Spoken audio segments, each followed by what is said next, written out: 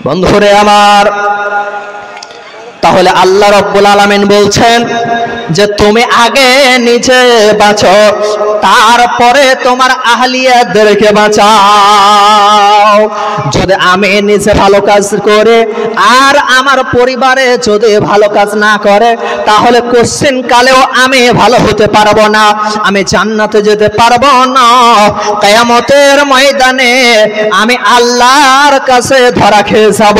বন্ধুরে আমার, যদি কিয়ামতের ময়দানে আপনি জান্নাতের ফয়সালা পেয়ে যান আর আমি সন্তান হিসাবে জাহান্নামের ফয়সালা পেয়ে গেছে, আল্লাহ আমার পিতা মাতাকে জান্নাতের ফয়সালা দিয়ে দিয়েছে আর আমি সন্তান হিসাবে আমি জাহান্নামের ফয়সালা পেয়ে গেছে, জাহান্নামের ফেরেশতারা আমার হাত ধরে টানতে টানতে আমাকে জাহান্নামে নিয়ে যাচ্ছে।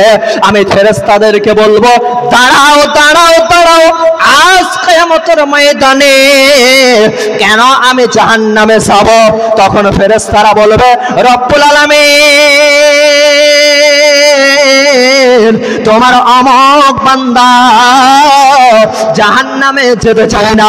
তখন আমি আল্লাহকে বলবো, রব্বুল আলামিন আজকে আমার সামনে আমার পিতামাতা তারা জান্নাতের ফয়সালা পেয়ে গেছে আর আমি তার সন্তান হিসাবে আমি কেন জাহান্নামে যাব, অথচ আমি হচ্ছি তার সন্তান।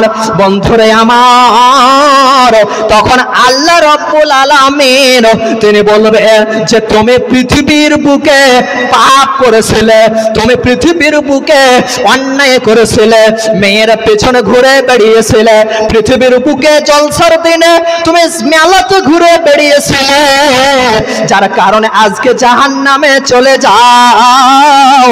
তুমি পৃথিবীর বুকে নামাজ পড়োনি, আমাকে স্মরণে রাখোনি, রোজা রাখোনি, দিনের বেলাতে খেয়েছিলে, রমজান মাসে তুমি দিনের বেলাতে খাবার গ্রহণ করেছিলে। এক কথায় আমার যত বিধান ছিল আমার বিধানকে ছুরি মেরে উড়িয়ে দিয়েছিলে, যার কারণে তুমি আজকে জাহান্নামে প্রবেশ করো। তখন ওই সন্তান বলে বসবে, রব্বুল আলামিন